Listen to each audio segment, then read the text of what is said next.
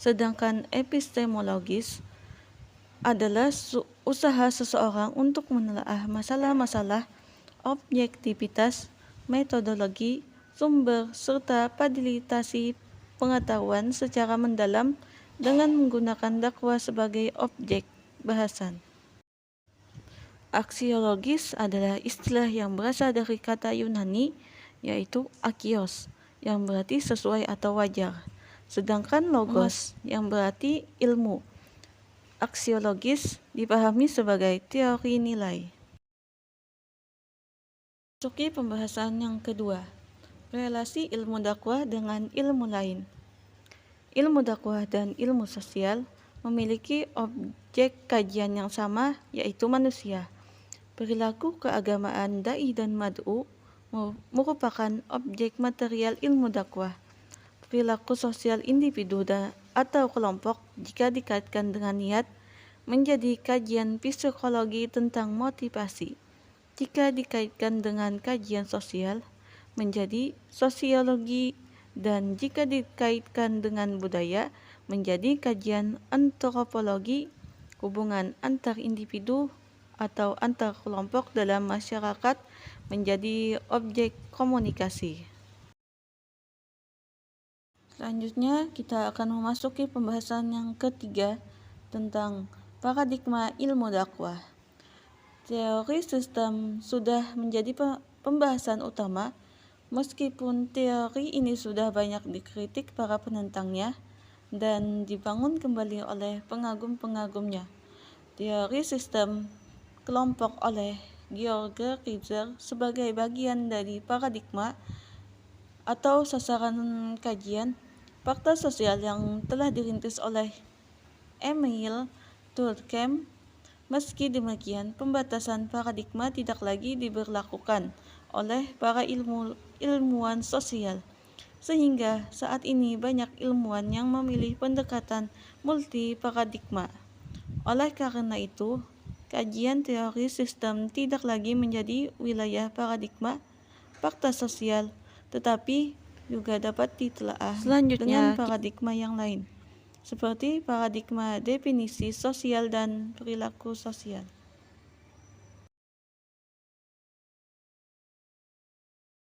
Kita akan membahas tentang macam-macam dakwah. Yang pertama ialah dakwah fardiyah. Dakwah fardiyah adalah metode dakwah yang dilakukan seseorang kepada individu lain atau kepada orang dalam jumlah yang kecil dan terbatas. Biasanya dakwah fardiyah berlangsung tanpa adanya kesiapan dan tersusun secara tertib. Yang kedua, dakwah ammah. Dakwah ammah merupakan jenis dakwah yang dilaksanakan seseorang dengan media lisan yang diarahkan kepada orang lain. Contohnya, media yang dipakai dalam dakwah ammah adalah khutbah atau pidato. Yang ketiga, dakwah bilisan. Dakwah bilisan adalah macam-macam dakwah yang secara langsung disampaikan dengan wujud lisan, sehingga ada interaksi yang terjalin antara pemberi dakwah dengan orang yang mendengarkan dakwah tersebut. Pada dakwah bilisan atau dakwah langsung, seseorang bisa langsung memahami apa yang disampaikan oleh pemberi dakwah. Selanjutnya, dakwah bilhal. Dakwah bilhal adalah macam-macam dakwah dengan contoh perbuatan yang nyata. Dakwah ini dimaksudkan agar si penerima dakwah mengikuti jejak dan hal ikhwal si dai. Yang selanjutnya, dakwah bitakwin. Dakwah bitakwin adalah sebuah metode dakwah yang dilakukan melalui tulisan. Metode dakwah ini disampaikan dengan cara menulis. Dan yang terakhir ialah dakwah bil hikmah.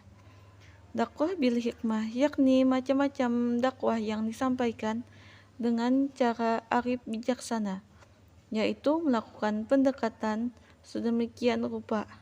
Hal ini mengakibatkan Pihak objek dakwah bisa melaksanakan dakwah atas kemauannya sendiri, tidak merasa ada paksaan, tekanan, maupun konflik.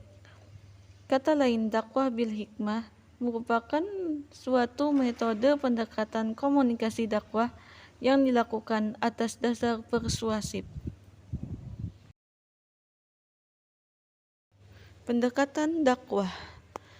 Kata pendekatan dakwah adalah titik tolak atau sudut pandang kita terhadap proses dakwah. Umumnya, penentuan pendekatan didasarkan pada mitra dakwah, suasana yang melingkupinya, di mana pendekatan dakwah yaitu pendekatan budaya, pendekatan pendidikan, dan pendekatan psikologis. Pendekatan dakwah adalah cara yang dilakukan seorang mubalik untuk mencapai suatu tujuan tertentu berdasar hikmah dan kasih sayang.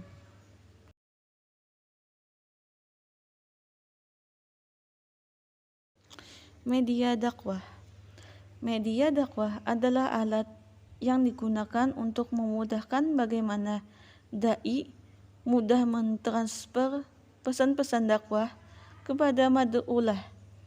Banyak alat media yang terdapat pada zaman sekarang yang dapat membantu kelancaran mensosialisasikan pesan-pesan. Media dakwah terbagi menjadi dua, yaitu non-media massa dan media massa. Non-media massa yang pertama manusia, utusan, kurir, dan lain-lain. Yang kedua benda, telepon, surat, dan lain-lain. Selanjutnya media massa. Yang pertama media massa manusia, pertemuan, rapat umum, seminar, sekolah, dan lain-lain. Yang kedua media massa benda, spanduk, buku, poster, folder, dan lain-lain. Yang terakhir media massa periodik cetak atau elektronik, yaitu visual, audio, dan audio visual.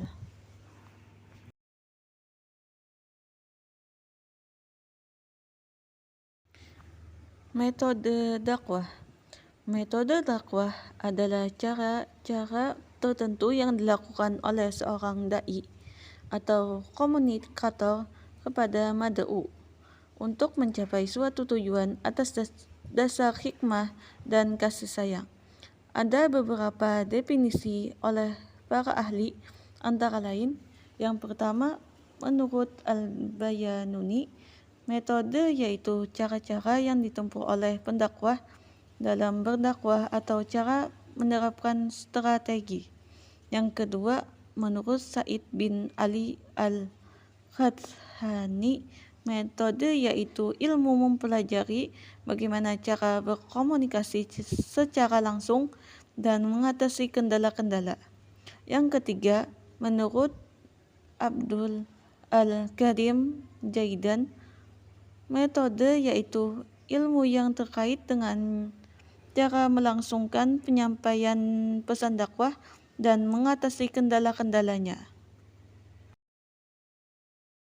Memasuki pembahasan yang kelima, yaitu problematika dakwah masa kini.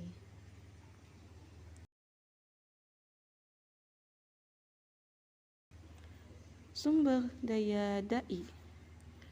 Dai adalah ulama yang telah mengamalkan ajaran Islam secara benar pengetahuannya tentang ajaran Islam.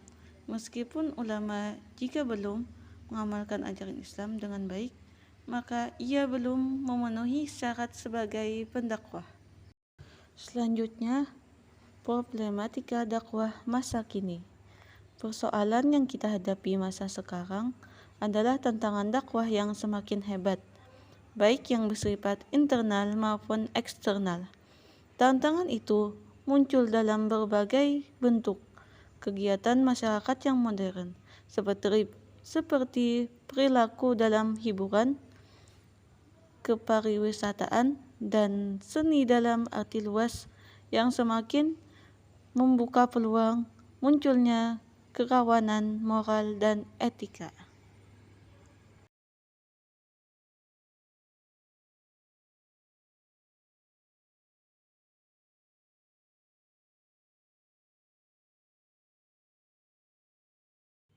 Selanjutnya, mitra dakwah. Para ilmuwan dakwah sebagian besar mengkategorikan konsep mad'u sebagai objek dakwah. Objek dakwahnya yaitu meliputi masyarakat dilihat dari berbagai segi.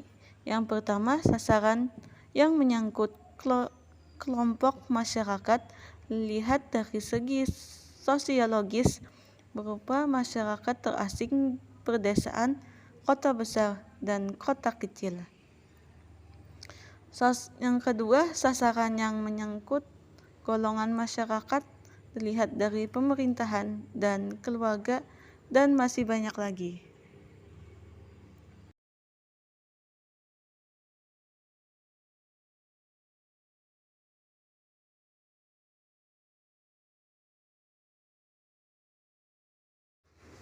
Materi dakwah atau maddah. Keseluruhan materi dakwah pada hakikatnya bersumber dari dua sumber, yaitu Al-Quran dan Al-Hadis. Agama Islam adalah agama yang menganut kitab Allah, yakni Al-Quran dan Al-Hadis Rasulullah SAW, di mana keduanya merupakan sumber utama ajaran Islam. Oleh karenanya, materi dakwah Islam tidaklah dapat dilepaskan dari dua sumber tersebut.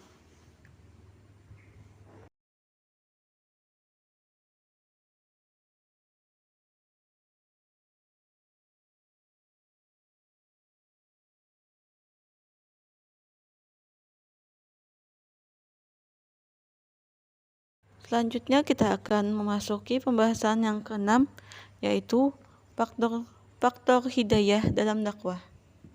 Yang akan kita bahas pertama yaitu tentang pengertian hidayah. Hidayah secara bahasa berarti petunjuk yang benar. Dalam kitab Tafsir Al-Munir dijelaskan bahwa yang dimaksud dengan hidayah Allah adalah petunjuk-petunjuk Allah yang diberikan kepada manusia, agar manusia berjalan jalan yang lurus, yang penuh dengan kebenaran, bukan jalan orang-orang yang sesat dan menyesatkan.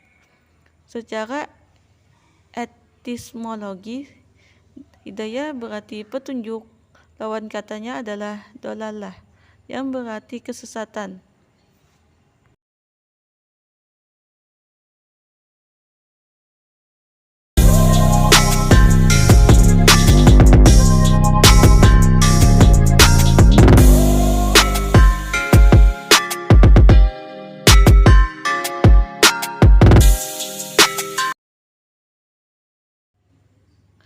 Selanjutnya ada beberapa hidayah.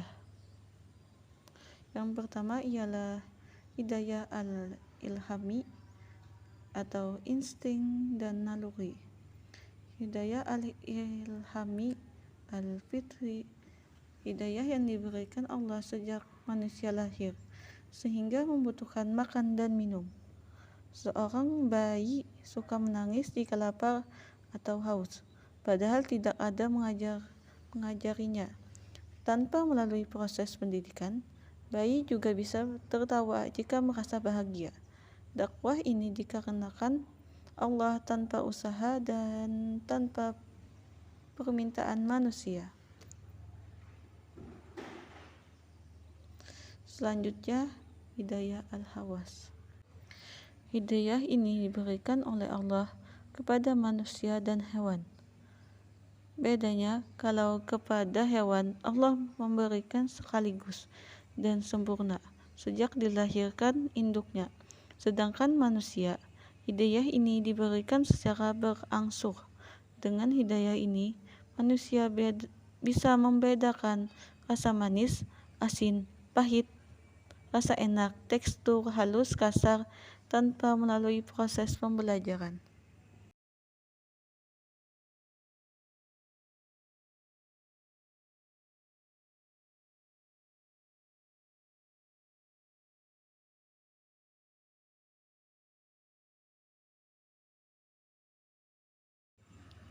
Selanjutnya, hidayah at-taufiqi. Hidayah at-taufiq Bisa juga disebut hidayah al-maunah. Hidayah taufik ini ada semata-mata ada tangan Allah, dan tidak ada seseorang bisa memberikannya kepada manusia lain. Berbeda dengan hidayatul ilham, hidayatul al-hawas, dan hidayatul al-din wasyara'i yang berlaku umum. Setiap manusia menerima hidayah tersebut. Hidayah atyani juga bisa diperoleh melalui pembelajaran. Setiap manusia menerima hidayah tersebut, tetapi tidak semua manusia mendapatkan hidayah taufik meski belajar atau dilajari.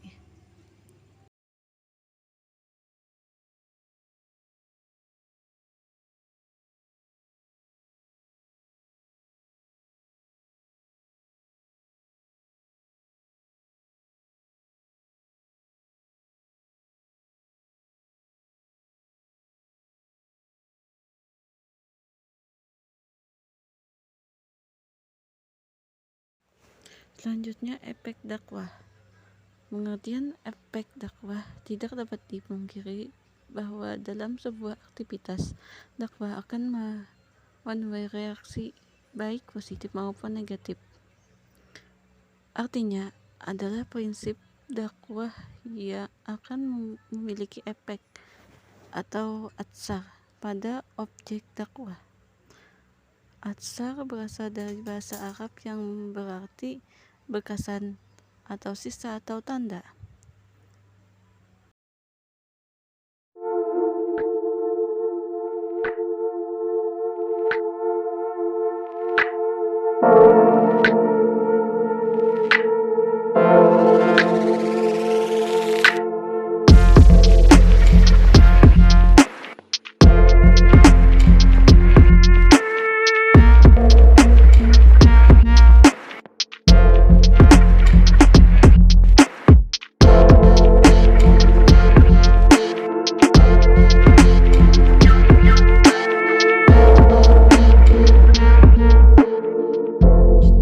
Selanjutnya kita akan memasuki pembahasan yang terakhir, yaitu tahapan-tahapan perubahan perilaku. Setiap perubahan perilaku mengalami 3 tahapan,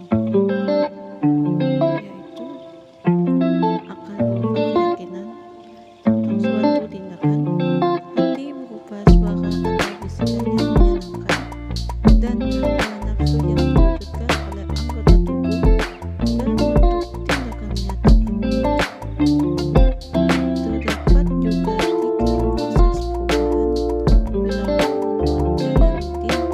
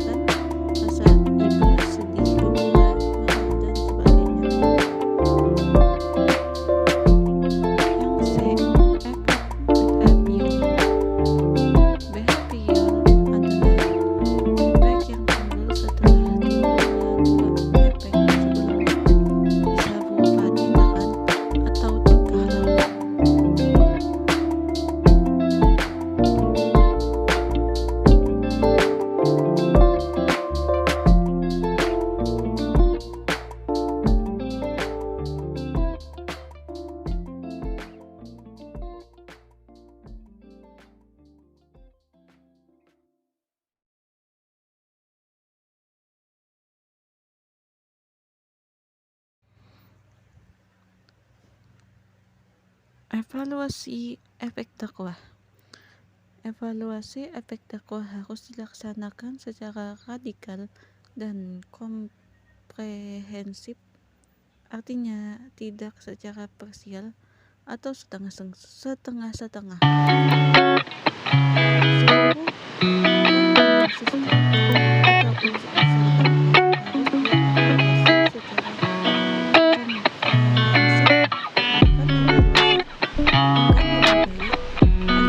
bahkan evaluasi akan lebih baik jika melibatkan beberapa pendakwah lain, para tokoh masyarakat, para ahli. Kalau evaluasi tidak terlaksana dengan baik, maka terciptalah suatu perjuangan dakwah tersebut. Dalam adanya kegiatan tersebut termasuk kriteria usaha, yaitu usaha maksimal untuk suatu tujuan berserah diri, tawakal akan hasil usahanya kepada Allah.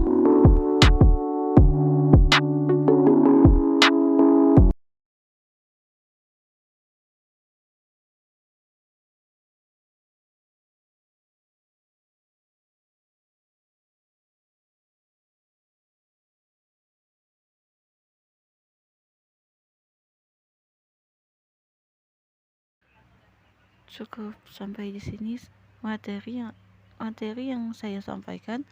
Mohon maaf apabila ada kesalahan dan kekurangan. Saya akhir kalam. Assalamualaikum warahmatullahi wabarakatuh.